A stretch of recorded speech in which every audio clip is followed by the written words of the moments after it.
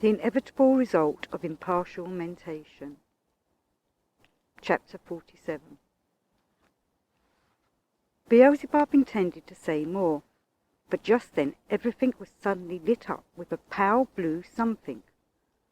From that moment the falling of the ship Karnak began to diminish perceptibly in speed. All this meant that one of the great cosmic ego-lionopathies was about to come alongside the spaceship Karnak. And indeed, through the transparent outer parts of the ship Karnak, the source of that pale blue something soon became visible, which lit up not only the whole of the interior of the ship Karnak, but also all the space of the universe surrounding this great cosmic ego-lionopathy, as far as the ordinary vision of beings could reach. Of these great ego-lionopathies, there are only 4 in the universe, and each of them is under the jurisdiction of one of the 4 all-quarters maintainers of the universe. A hurried and anxious commotion began among all of the beings aboard,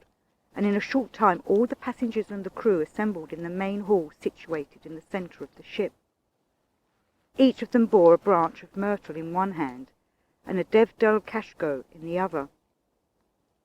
When the great cosmic ego-lionopathy had come alongside the ship Karnak,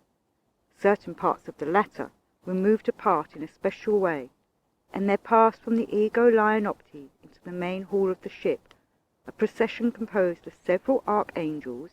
and a multitude of angels, cherubim, and seraphim, and they all too bore branches in their hands, but of palm. At the head of this procession walked a venerable archangel, and immediately after him 2 cherubim followed, solemnly bearing a casket from which something also radiated, but this time something orange. In front of everyone in the main hall of the ship Karnak stood Beelzebub, and behind him were ranged his kinsman and the captain of the ship, and all the others stood behind them at a respectable distance. When the said procession from the ego-lionopathy neared the beings of Beelzebub's nature, who were assembled in expectation, they halted, and all of both forces, differently natured free-brain beings, joined together in singing the hymn to our endlessness, which hymn is always sung on such occasions everywhere in the universe by beings of all natures and all forms of exterior coating. This hymn consists of the following words: Thou long patient creator of all that breathes, thou abundantly loving cause of all that exists, thou unique vanquisher of the merciless hieropath, now to the sounds of our glorifying only rejoice and abide in beatitude. By thy unprecedented labours thou hast given us the beginnings of our arisings. By thy vanquishing of the hieropath have we obtained the possibility of perfecting ourselves to the sacred Anklad, and now only rest as merited, and we, in gratitude, will maintain all that thou hast created, and always and in all things will extol thee for ever. Extol thee, Maker-Creator, thou the beginning of all ends, thou proceeding from infinity, thou having the end of all things within thyself, thou our endless endlessness. When the hymn had been sung, the venerable archangel approached Beelzebub and solemnly proclaimed, By the decree of his all-quarters maintainer, the arch-cherub Peshtovkaneh, and bearing his own sacred rod, we appear before you, your right reverence, in order to restore to you, in accord with the pardon granted you from above, and for certain of your merits, what you lost during your exile, your horns. Having said this, the venerable archangel turned towards the casket borne by the cherubim, and with profound reverence carefully took from it the sacred rod. Meanwhile, all those present knelt down on one knee, while the angels and the cherubim began to sing the appropriate sacred canticles. Taking the sacred rod in his hand, the archangel turned again towards Beelzebub and spoke thus to the beings of Beelzebub's nature. Beings created by our same uni-being endlessness, who has pardoned this once erring being Beelzebub, who by the infinite grace of our Creator will again exist among you, beings like himself. As the variety and degree of reason of beings of your nature are defined and manifested by the horns on your head, we must, with the permission of our all-quarters maintainer, and with your help, restore the horns lost by Beelzebub. Beings created by our one common Father, your aid will consist in this, that each of you should consent to renounce for Beelzebub's merited pardon certain particles of your own horns. Whosoever therefore consents and wishes to do so, let him approach the sacred rod and touch its handle, and on the length of time the handle of the sacred rod is held will depend the amount of active elements passing from your own horns for the formation of the corresponding horns on this pardoned being of your nature. Having said this, the venerable archangel, holding the chief end of the sacred rod, that is, the ball, over the kneeling Beelzebub, turned the handle towards those there assembled in such a way that whoever wished might touch it. As soon as the venerable archangel had finished speaking, a very great commotion began among the beings of Beelzebub's nature, each desiring to approach nearer and to be the first to touch the sacred rod with their hands as long as possible. Order, however, was soon established, and each then in turn approached and held the handle for as long as was indicated by the captain of the ship, who had taken upon himself the necessary direction. During the solemn, sacred actions, horns, little by little, began to grow upon the head of Beelzebub. At first, while just the bare horns were being formed, only a concentrated quiet gravely prevailed among those assembled. But from the moment that forks began to appear upon the horns, a tense interest and rapt attention began to manifest it among them. This latter state proceeded among them because everybody was agitated by the wish to learn how many forks would make their appearance on Beelzebub, since by their number the gradation of reasons which Beelzebub had attained according to the sacred measure of reason would be defined. First one fork formed, then another, and then a third, and as each fork made its appearance, a clearly perceptible thrill of joy and unconcealed satisfaction proceeded among all those present. As the fourth fork began to be formed on the horns, the tension among those assembled reached its height, since the formation of the fourth fork on the horns signified that the reason of Beelzebub had already been perfected to the sacred Turn Auld, and hence that there remained for Beelzebub only 2 gradations before attaining to the sacred Anklad. When the whole of this unusual ceremony neared its end, and before all those assembled had had time to recover their self-possession from their earlier joyful agitation, there suddenly and unexpectedly appeared on the horns of Beelzebub, quite independently, a 5th fork of a special form known to them all. Therefore, all without exception, even the venerable archangel himself, fell prostrate before Beelzebub, who had now risen to his feet and stood transfigured with a majestic appearance, owing to the truly majestic horns which had arisen on his head. All fell prostrate before Beelzebub because by the 5th fork on his horns it was indicated that he had attained the reason of the sacred Pud Collard, i.e. the last gradation before the reason of the sacred Anklad. The reason of the sacred Anklad is the highest to which in general any being can attain, being the 3rd in degree from the absolute reason of his endlessness himself. But the reason of the sacred Podkolad, to which Beelzebub had already perfected himself, is also very rare in the universe.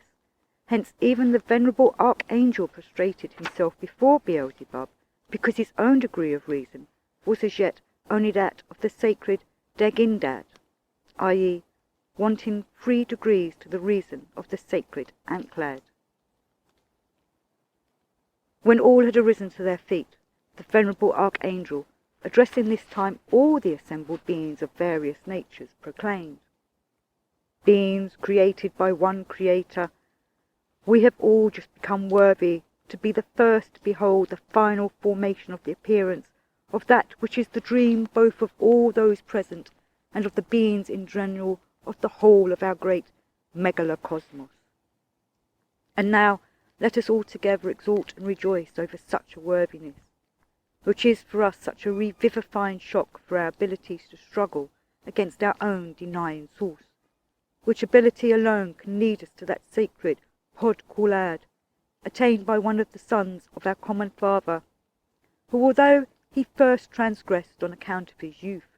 yet afterwards was able by his conscious labours and intentional sufferings to become worthy with his essence to be one of the very rare sacred individuals of the whole of our great universe." After this proclamation of the Archangel, all the beings without exception present on the spaceship Karnak then began to sing the prescribed sacred canticle entitled, "I Rejoice." And when this last sacred canticle also had been sung, all the angels and cherubim, with the venerable Archangel at their head, returned to the cosmic Ego Lion Opti, which then left the ship Karnak and disappeared gradually into space, whereupon the passengers and crew began to disperse to their places, and the Karnak resumed its falling towards its destination. After the termination of the most great universal solemnity just described, Beelzebub with his grandson and his old servant Ahun, deeply moved like all of the other passengers of the spaceship Karnak by this unexpected event, returned to that part of the ship where all their talks proceeded concerning the men beings arising and existing on the earth. When Beelzebub, now with a transfigured appearance corresponding to his merits and visible to all, had occupied his usual place, Ahun, his old servant who had been close to him during almost the whole of his existence, unexpectedly fell prostrate before him, and in a sincerely entreating voice began to speak. "Sacred podkolad of our great megalocosmos, have mercy upon me, and pardon me, an unfortunate ordinary free-centered being, for my past disrespectful manifestations, voluntary and involuntary, towards your sacred essence. Have mercy and pardon me, just this free-centered being who, though he has existed a very long time, yet to his misfortune, only because in his preparatory age nobody aided the crystallization in him of the data for the ability of intensively actualizing being part dog duty, had until now been so short-sighted that he had been unable to sense the reality present beneath an exterior with which, according to the common cosmic trogo-auto-egocrat, all those existing and newly arising units of the megalocosmos are coated, who ought to have in their presence that sacred something which is called reason." Having said this, Ahun stood as if sunk in a stupor of silent expectancy, and Beelzebub, also in silence, gazed at him with a look which, though perceived externally from without, was full of love and forgiveness, yet there could be felt in it also his essence grief and inevitable resignation. During this afore-described scene, Hussein stood apart in the posture everywhere called the posture of the all-famous universal hermit, Hano Tul Kaparana, of the planet Kamank-Shana. And when a little bit later Beelzebub cast his eyes around and noticed his grandson in the said posture, he turned to him and said, "What, my boy? Can it be that the same proceeds in your presence as in our old Ahun's?" To this question of Beelzebub's, Hussein, also in an uncertain tone unusual for him, timidly replied, "Almost, yes, sacred podkolade of our great megalocosmos, only with this difference, that at this moment the impulse of love both for our Ahun and for the free-brained beings of the planet Earth now functions still more strongly in me. This impulse of love has become stronger in me evidently because, as it seems to me, both Ahun and the free-brained beings of the planet Earth have greatly aided me in becoming worthy to be a recent eyewitness of the great solemnity of him who is the cause of my arising, and whom hitherto I have called my dear grandfather, and who has already visibly become one of the sacred podcalards of our great megalocosmos, before whom all will bow, and before whom I have at this moment the happiness to stand. Eh, exclaimed Beelzebub, and having given his features the usual expression he was wont to assume during his sojourn on the earth, said,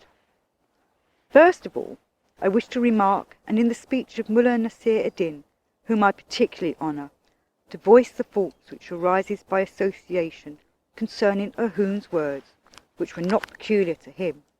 and his assumed posture quite unusual for him. Our dear teacher in such a case would say, 'Don't shed tears in vain like that crocodile which snapped at the fisherman and missed biting off his lower left half. And now first take your usual places, and then let us talk a little more. Although our ship is now entering the spheres of our planet Karatus, yet as usually happens with spaceships, in order to exhaust the momentum they have acquired, a fairly long time will elapse before it stops at its destined mooring place.' Hassin and Ahun immediately and silently proceeded to follow the suggestion of Beelzebub, though by their movements, and the translucency of their inner psyche, it was evident that there had been a marked change in their attitude towards the person of Beelzebub since the above described common universal event. When they had taken their places they sat down, this time not with the unconstraint they had formerly shown. Then Beelzebub, turning to Hassan, said, "First of all, my boy, I give you my word that when we return home, unless any event from external causes independent of our essence will prevent this, I shall explain to you everything relating to the free-brained beings who have taken your fancy, concerning that which during this journey of ours on the ship Karnak I promised to explain, but which I have for some reason or other left unexplained. But meanwhile, if you have any question in mind that now needs explanation, ask. I warn you, however, that we have not enough time to reply in the manner that has become proper to our talks during all this time, and hence try to formulate your question in such a way that my answer also may be brief. By such a question you can even, apropos, once more show me to what extent your logical mentation has increased during my tales concerning the strange psyche of the free-centered beings arising and existing on the planet Earth." At this proposal of his grandfather, Hassan deeply thought rather a long time, and then in an exalted mood spoke as follows. "Sacred Podkulad, and fundamental cause of the cause of my arising. Since the solemnity which has just taken place, when your sacred essence became coated with a corresponding visible exterior, and when thereby the whole of its significance, which cannot be perceived nor understood by all free-brained beings, became clear and even sensible to me, as well as to every other cosmic unit, save yourself, every word spoken by you and every counsel of yours is taken by me as law. I must therefore strive with the whole of my presence to carry out the suggestion you have just made to me, and try as well and as briefly as possible to formulate my question. Sacred Podkulad, and cause of the cause of my arising. In order that the convictions formed in me during this time, owing to your explanation of the abnormalities proceeding on the earth, may become definitely crystallized in me, I still wish very much to have this time your personal and frank opinion as to the following: how you would reply if, let us suppose, our all-embracing Creator Endlessness himself were to summon you before him and ask you this: Beelzebub, you, as one of the anticipated accelerated results of all my actualizations, manifest briefly the sum of your long-centuried impartial observations and studies of the psyche of the free-centered beings arising on the planet Earth, and state in words whether it is still possible by some means or other to save them and to direct them into the becoming path. Having said this, Hussein arose and, standing in a posture of reverence, began to look expectantly at Beelzebub. And Ahun also rose. Beelzebub, smiling lovingly at this question of Hussein's, first said that he was now quite convinced that his towels had brought Hussein the desired results, and then in a serious tone he continued that if our all-embracing, uni-being Creator should indeed summon him before him and ask him thus, he would answer. Thereupon Beelzebub suddenly also arose unexpectedly, and having stretched his right hand forward and his left hand back, he directed his vision somewhere afar off, and it seemed that with his sight he was, as it were, piercing the very depths of space. Simultaneously, something pale yellow began little by little to arise around Beelzebub and to envelop him, and it was in no way possible to understand or to discern whence this something issued, whether it issued from Beelzebub himself, or proceeded to him from space, from sources outside of him. Finding himself in these cosmic actualizations incomprehensible for all free-brained beings, Beelzebub, in a loud voice unusual for him, very penetratingly intoned the following words. Thou all, and the allness of my wholeness. The sole means now for the saving of the beings of the planet Earth would be to implant again into their presences a new organ, an organ like Kundabuffer, but this time of such properties that every one of those unfortunates during the process of existence should constantly sense and be cognizant of the inevitability of his own death, as well as of the death of everyone upon whom his eye or attention rests. Only such a sensation and such a cognizance can now destroy the egoism completely crystallized in them that has swallowed up the whole of their essence, and also that tendency to hate others which flows from it, the tendency, namely, which engenders all those mutual relationships existing there, which serve as the chief cause of all their abnormalities, unbecoming to free-brained beings, and maleficent for them themselves, and for the whole of the universe.